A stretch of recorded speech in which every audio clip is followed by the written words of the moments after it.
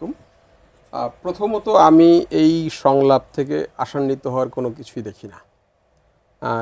দেখেন, professor doctor Yunus যিনি বলেছেন যে আজকে বললেন যে এটা একটা বৈশ্বিক দায়, আমি এটার চরমভাবে বিরোধিতা করি। এটা বৈশ্বিক দায় না, এটা বাংলাদেশের দায় এবং এটা মিয়ানমার এবং বাংলাদেশের আভ্যন্তরীণ সমস্যা। আমরা বিদেশিদেরকে সুযোগ করে দিয়েছি এর ভিতরে ঢোকার।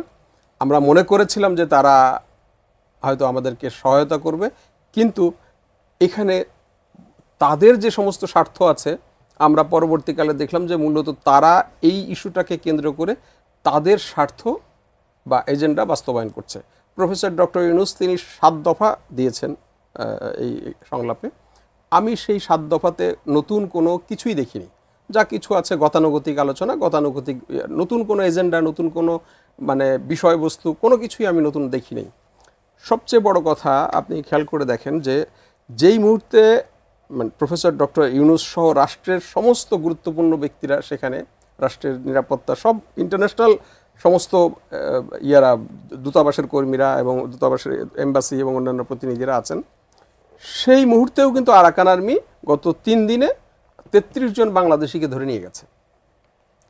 মানে অবাক কাণ্ড। শনিবার নিয়েছে 12 জন, কালকে নিয়েছে 14 জন, আজকে নিয়েছে 7